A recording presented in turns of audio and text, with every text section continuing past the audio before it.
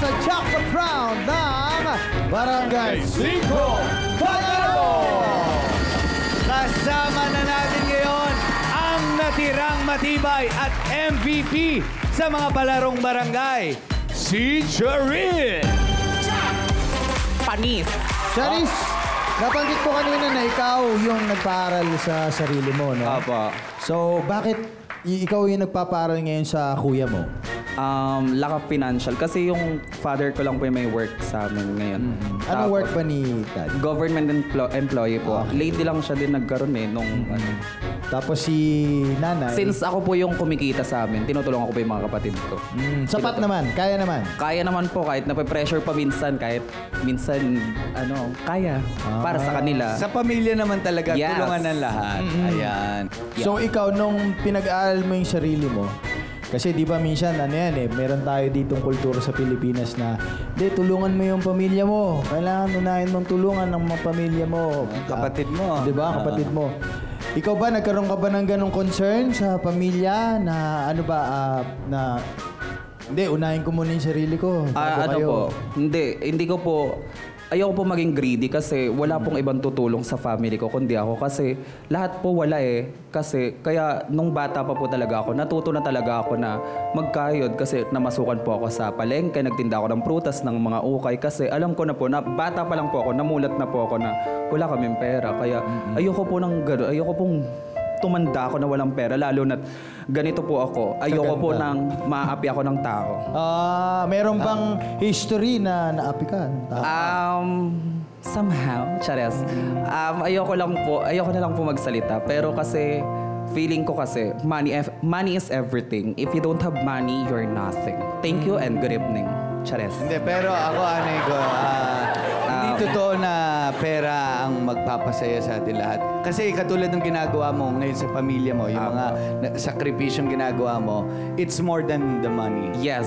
So, dapat yun, ma-appreciate. Actually, mayaman na po ako. Bakit? Kasi, Charis, pageant. Ano po kasi, tinanggap po ako ng buong puso ng family ko sa gender ko. So, dun pa lang po, panalo na ako. So, yeah. Mahal ko talaga sila kasi wala ako narinig, hindi ako sinaktan or something ng family ko. Kahit apat kami magkakapatid, lahat kami lalaki. Ako bunso. Dapat parang ang iniisip nila, laging tanong sa akin, sinasaktan ka ba ng parents mo, ng mga kuya mo? Sinsiga nga yung kuya ko, yung tatay ko. Pero walang ganun nangyari. Sobrang mahal nila ako kung ano ako.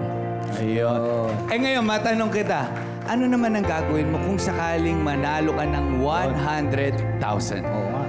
Para sa family ko pa rin. So, paano mo gagastos? May plano na ba? Diba? Kasi neto lang, binigyan ko yung mama ko ng pang-start ng sari-sari store. Business, so, dadagdagan ko para medyo mas malaki. Para at least kahit di ako nagbibigay, may kinikita sila. May pang-bayad sila sa bills, ganyan. Kasi ako din po nagbabayad ng bills eh. Ngayon, message mo naman sa iyong mga magulang. Gusto kong sabihin sa parents ko, sobrang thankful ako sa inyo kasi sinuportahan niyo ako kahit ganito ako. Kung anong pagkatao ko at sobrang thankful kasi kung hindi dahil sa inyo, wala ako dito. Kaya love na love ko kayo. Yun naman. The sweetest thing, di ba? Kahit lahat tayo, sinusubok ng panahon. Sinusubok individually at sinusubok ng ang ating family. Ang importante, nagbubuklod ang ating pamilya at tuloy-tuloy ang laban para sa pag-unlad. Yes. Kaya naman, Charis, kanina, maunlad ka na. Dahil meron ka na kaninang 10,000 pesos. Ay! Panalo! Ngayon naman, jackpot round, pwede pa natin palakihin yan. At madadagdagan ng 100,000 pesos! Oh my God! Paano nga ba lalaruin ang Barya Fiesta? SK! Play mo na yan!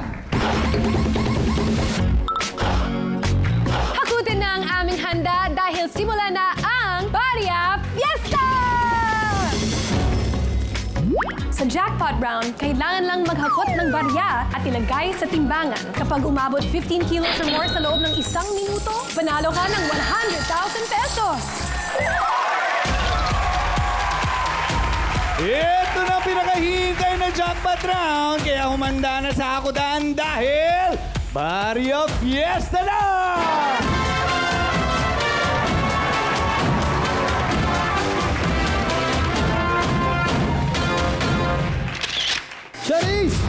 Kailangan mo na hakutin ang mga barya na kalat sa ating barangay. At kung maabot mo ang timbang na 15 kilos sa loob lamang ng 60 seconds, ay makakamit mo na ang premyong 100,000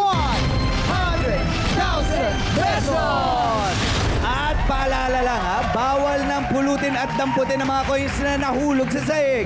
Kaya kung handa ka na, barang game na! 1, 2, 3, 4, 5! Sagot, dami. Yun. Ang unang hakot, Yan, takbo, mabilis! 2 kilos. Maganda hakot na. Okay. Aba, Okay na. aba. Babe. Okay. Run. Takbo. 30 seconds. Meron ka lang 3 kilos! Yan. Takbo. Bilis! Go. 6 kilos! 30 seconds. 6 kilos! Ayan! 8.8 kilos! 20 seconds. 8.8 kilos! Madami yun. Go. Takbo. 11 Ito na. kilos! 10, 9, 8, 7, 6, 5, Takbo. 4, 3, Ito na. 2, 1.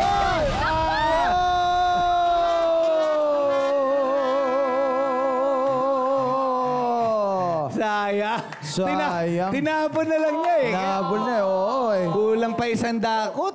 Ang timbang na naakot mong barya, Charis, ay umabot ng 13.82 kilos. Kumbaga, isang hakot na lang yan, Charis. 15 kilos na. Kaya't hindi mo na panalunan ang ating jackpot prize. Pero meron ka naman 10,000 pesos kanina. At maraming salamat sa pakikipaglaro dito sa Barangay 5. Charis Juliano ng Barangay Poblacion, Cavinti, Laguna. Okay, Charis, kamusta yung paglalaro dito sa Barangay 5? Sobrang nakaka-enjoy. At the same time, nakaka-pressure. My God. Athlete ako pero naloka ako. Sobrang saya. Thank you, Charis, sa pakikisaya at pakikilaro dito sa Barangay 5.